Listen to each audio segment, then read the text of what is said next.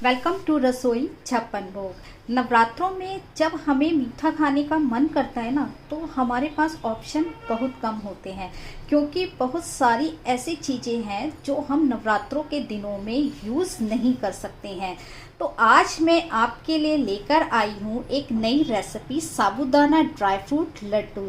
तो आइए देखते हैं इसकी रेसिपी कि इसे कैसे बनाया जाता है। साबूदाना ड्राई फ्रूट लड्डू बनाने के लिए सबसे पहले हमने लिया है यहाँ पे साबूदाना। तो एक कटोरी हमने यहाँ पे बिना भीगा हुआ कच्चा साबूदाना लिया है। इसे हम ड्राई रोस्ट करेंगे। तो हम इसे पैन में डाल देते हैं। पैन हमारा गर्म है और यहाँ पर हम इसे लगातार चलाते हुए ड्राई रोस्ट करेंगे धीमी आंच पर। इसे हमें लगातार चलाते हुए रोस्ट करना है, बिल्कुल धीमी आंच पर। हमें तेज़ आंच पे बिल्कुल भी नहीं करना है और इसे हम लगातार चलाते जाएंगे और रोस्ट करते जाएंगे। हमें जब तक रोस्ट करना है जब तक इसमें से एक खुशबू नहीं आ जाती है।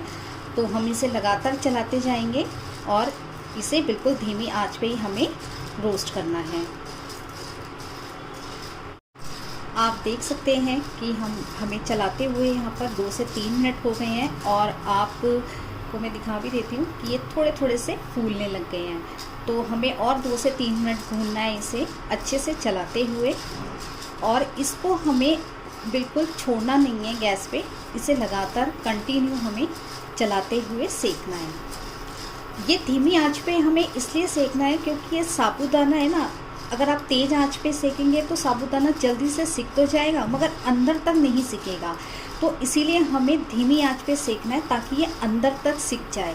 क्योंकि जब हम लड्डू बनाते हैं ना, अगर साबूदाना जरा सा भी हमारा कच्चा रह जाएगा तो वो मुंह में जाके ना चिपकने लगेगा। तो इसीलिए हम इसे धीमी आंच पे भूनेंगे और 5 से 7 मिनट लगते हैं इसे भूनने में, ज़्यादा समय भी नहीं लगता। और इसे अच्छे से अंदर तक जब तक सिक ना जाए तब तक हम इसे चलाते हुए 5 से 7 मिनट अच्छे से भूनेंगे। आप देख सकते हैं कि कंटिन्यू मुझे चलाते हुए 5 से 7 मिनट हो चुके हैं और इसमें से खुशबू भी बहुत अच्छे से आने लग गई है। अब हम इसे एक अलग प्लेट में इन्हें निकाल लेते हैं। तो यहाँ मैंने प्लेट ली है और हम इस प्लेट में इसे निकाल लेंगे और इसे हम ठंडा होने के लिए साइड में रख देते हैं। जब ये ठंडा हो जाएगा साबूदाना हमारा, तब हम इसे बिल्कुल बारीक पीसेंगे। यहाँ मैंने वही पैन लिया है जिसमें अभी हमने साबूदाने को भूना था। इसी में ही हम यहाँ पे मैं ले रही हूँ 2 बड़े चम्मच डेसिकेट कोकोनट। तो ये भी इसे भी हमें भूनना है। सिर्फ इसे 1 मिनट के लिए हम रोस्ट करेंगे बिल्कुल धीमी आंच पे। हमें इसे ज़्यादा रोस्ट नहीं करना, सिर्फ 1 मिनट के लिए हमें रोस्ट करना है। यहाँ पे हमें कोई भी ड्राई फ्रूट को भूनने के लिए अभी फ़िलहाल हमें कोई घी की आवश्यकता यहाँ पर नहीं है। यहाँ पे हम बिना घी के ही सारी चीज़ों को ड्राई रोस्ट करेंगे। तो इसे 1 मिनट हमें लगातार चलाते जाना है और इसे अच्छे से भून लेना है।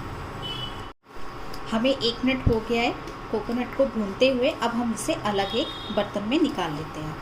ये हमने रोस्ट किया हुआ कोकोनट हम इस बाउल में निकाल लेते हैं।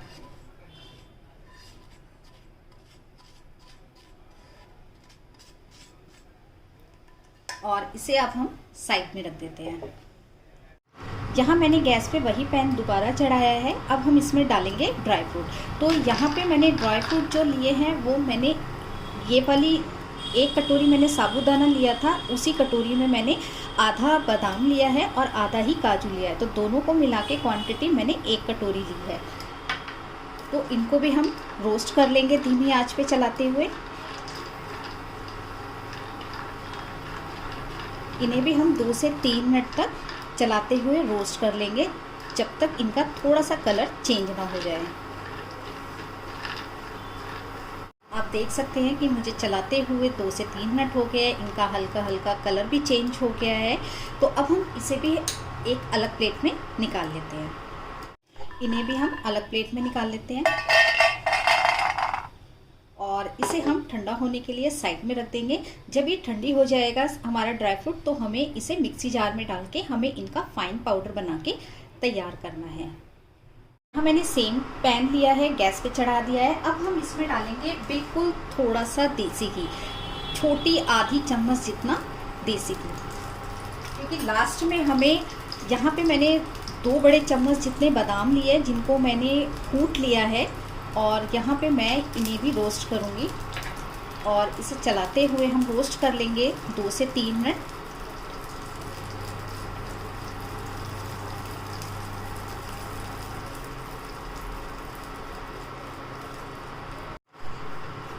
एक से 2 मिनट हो गए हैं मुझे रोस्ट करते हुए, इसमें से बहुत अच्छी सी खुशबू आने लगी है। अब हम इसे भी एक अलग बर्तन में निकाल लेते हैं।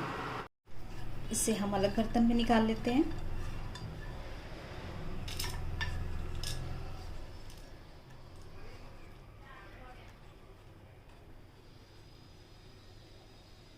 और इसे भी हम रख देते हैं साइड में।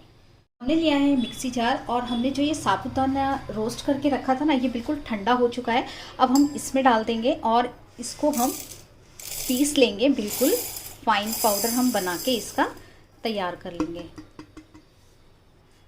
ध्यान रहे कि हमें इसे बिल्कुल ठंडा करके ही पीसना है।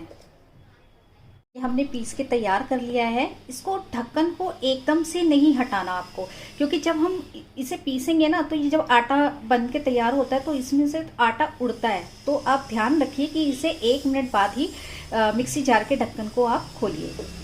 तो यहाँ 1 मिनट हो गए हैं, मैं इसे खोल लेती हूँ और आप देख सकते हैं कि ये बिल्कुल हमने बारीक पीसा है। इसको थोड़ा सा ये दरदरा फॉर्म में रहेगा, तो इससे कोई घबराने वाली बात नहीं है। बिल्कुल पाउडर जैसा ये नहीं बन के तैयार होता साबूदाने का। जब हम आटा पीसते हैं ना, तो ये हल्का सा दरदरा रहता है, बहुत हल्का सा। तो अब हम इसे एक बाउल में निकाल लेते हैं। तो यहाँ जिसमें मैंने कोकोनट को रखा था भून के, मैं उसी बाउल में इस आटे को भी निकाल लेती हूँ।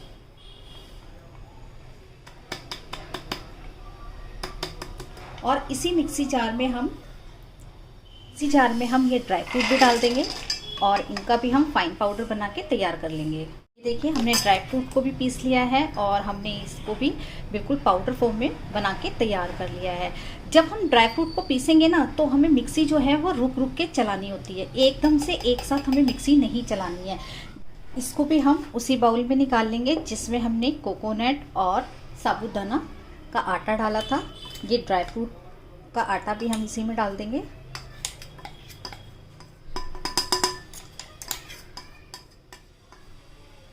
और इन्हें हम एक बार अच्छे से मिला लेंगे।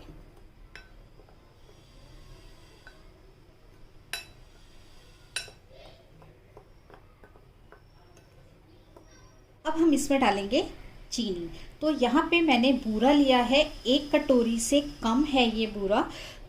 तो यहाँ पे मैं ये बूरा का इस्तेमाल कर रही हूँ। अगर आपके पास बूरा नहीं है तो आप घर में जो चीनी होती है ना, उसको मिक्सी जार में डाल के फाइन पाउडर बना के आप वो भी ऐड कर सकते हैं। तो यहाँ मैंने 1 कटोरी से थोड़ी सी कम बूरा का यूज़ कर रही हूँ। अगर आपको मीठा कम ज़्यादा करना है तो आप उसके अकॉर्डिंग आप इसमें चीनी मिला सकते हैं। तो यहाँ मैंने 1 कटोरी से थोड़ी सी कम बूरा ऐड की है।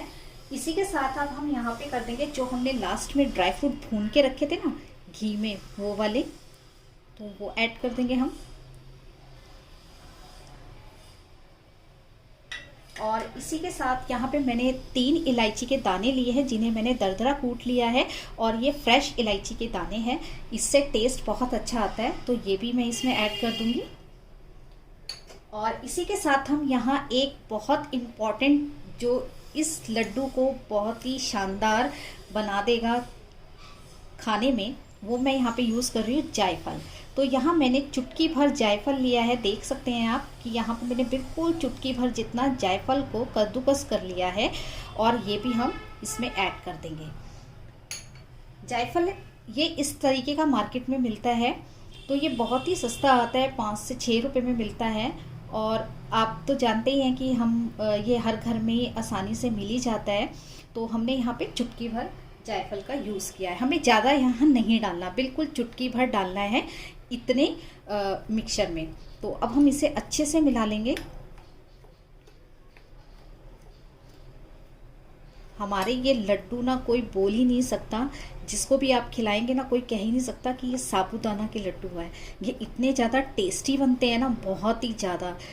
तो अब सारे त्यौहार शुरू हो रहे हैं, तो घरों में तो मीठा कुछ ना कुछ तो बनता ही है। तो आप इस लड्डुओं को बना के एक बार ट्राई ज़रूर करना। ये बहुत ही टेस्टी बनके तैयार होते हैं। तो हमें इन्हें अच्छे से मिला लेंगे। अब हम इसमें ऐड करने जा रहे हैं देसी घी। यहाँ पे मैंने आधी कटोरी मेल्टेड देसी घी लिया है। ये हम सारा नहीं डालेंगे, हम इसमें पहले आधा डालेंगे। तो यहाँ मैंने थोड़ा सा बचा लिया है और इसे हम अच्छे से मिला लेंगे एक बार। अगर हमें ज़रूरत पड़ेगी तब हम और डालेंगे, हमें एक साथ सारा घी नहीं डालना। तो मैं इसे चम्मच को हटा देती हूँ और हाथ से अच्छे से इसे मिक्स कर लूँगी।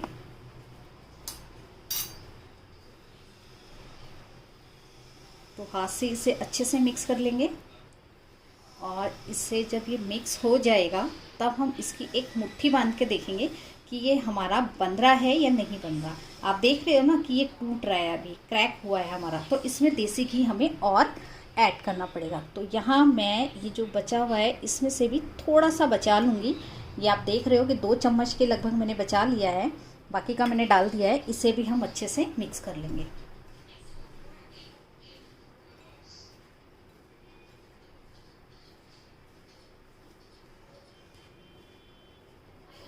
तो अब हम एक बार बना के देख लेते हैं। आप देख सकते हैं कि हमारा ये लड्डू जो है सही से बंध गया है, तो इसका मतलब घी हमारा बिल्कुल परफेक्ट है। तो आइए अब हम इसके लड्डू बांध लेते हैं। तो यहाँ आप छोटे बड़े अपने अकॉर्डिंग साइज़ के लड्डू यहाँ बांध सकते हैं। ये देखिए, ये लड्डू हमारा बन के तैयार हो गया है। तो बिल्कुल लग रहा है ना देखने में ही मज़ेदार सा, तो खाने में तो ये बिल्कुल ही यम्मी बन के तैयार होता है। तो ऐसे ही हम बाकी के लड्डू भी बना के तैयार कर लेंगे। ये हमने सारे लड्डू बांध के तैयार कर लिए हैं। आप देख ही सकते हैं कि ये दिखने में जितने सुंदर लग रहे हैं ना, ये खाने में उतने ही ज़्यादा टेस्टी बनते हैं। तो मैं आपको एक लड्डू तोड़ के भी दिखा देती हूँ। ये बहुत ज़्यादा सॉफ्ट और बहुत ज़्यादा दानेदार और मज़ेदार से बन के तैयार होते हैं। तो आप देख ही सकते हो इसके अंदर का टेक्स्चर। तो आप इसे एक बार ज़रूर ट्राई कीजिएगा। अगर आपको मेरी ये वीडियो अच्छी लगी है तो लाइक करना तो बिल्कुल ना भूलिएगा। और आप लाइक करते हैं ना तो मुझे मोटिवेशन मिलता है कि मैं आपके लिए और भी ज़्यादा अच्छी और कम समय में बनने वाली रेसिपी मैं आपके लिए लेके आऊँ।